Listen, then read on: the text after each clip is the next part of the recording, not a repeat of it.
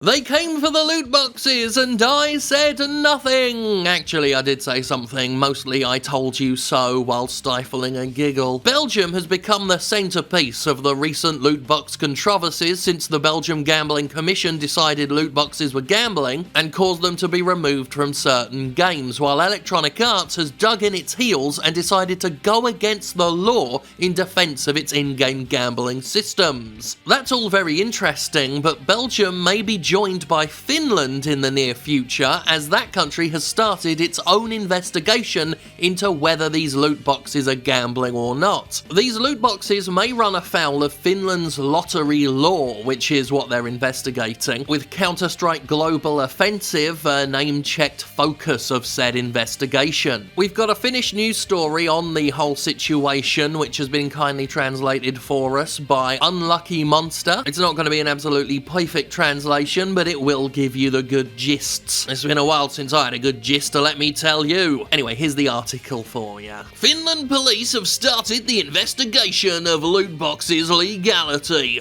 A police inquiry was recently lodged with the police of southwest Finland targeting loot boxes. The case is yet only in preliminary investigation and the police still refuse to state the name of the game in question. Earlier in August 2018, the Finland Lottery Authority issued an opinion in which it talks about the position of the loot boxes for the first time for its legal status. So like I said, this isn't a one-to-one translation. Some of this is going to be weird. I don't want to put words in the report's mouth, so I'm just going to read it as the translation was given to me. And seeks that loot boxes belong to Finland lottery law. According to Finland Lottery Authority's statement, the Lottery Authority considers that certain features of a video game containing loot boxes seem to meet the lottery definition, and Valve's CS:GO is mentioned in the statement. Lotteries are unlawful in Finland if they meet all these four conditions. Loot boxes can be bought fully or partly with real money. The player does not know what's inside the box. Loot boxes may be exchanged for cash either by the publisher of a video game on their own or on third-party trading venues. A video game publisher or other operator doesn't have license for running a lottery, which can only be acquired in Finland by Ray and charity lotteries. This is a general discussion of loot boxes and lottery law, as well as what elements should be in the loot box to make it a problem, says Senior Inspector Mikko Cantel of the Police Department. So Finland has 4 conditions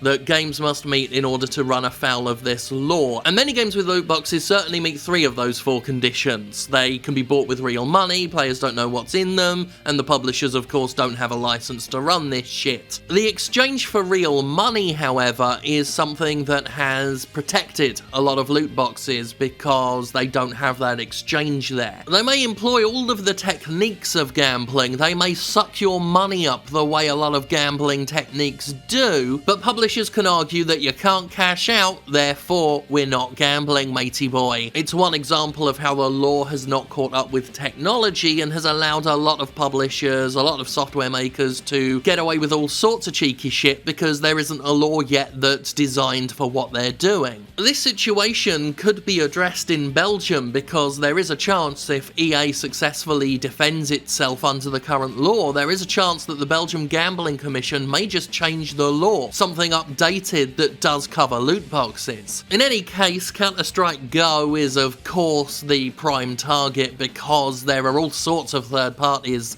with their own gambling systems, you know, CS:GO, Lotto and all that bollocks. Valve's actively fostered a gambling environment for that game, so yeah, I could imagine Finland and other countries are eyeing that game with keen interest. And Valve can claim it's not involved in any way, but, you know, Valve and responsibility don't go hand in hand, and them giving a quasi-stern side-eye to things isn't really much of a response. As far as Finland goes, it's too early to tell exactly what conclusions may be drawn, but we might be seeing a knock-on effect across Europe as a response to Belgium's ruling here. And while many game companies cooled off of loot boxes after the gold rush in 2017, the fight for the right to gamble may just now be hotting up. 2K Games games, Electronic Arts and Activision still rake in boatloads of money from in-game gambling systems. EA makes so much from loot boxes in its FIFA games that you can see why they'd seek to defy rulings that tell them they can't have them anymore. And I don't think these publishers have ever realised quite how easy they've had it, quite how many liberties they've been able to freely take,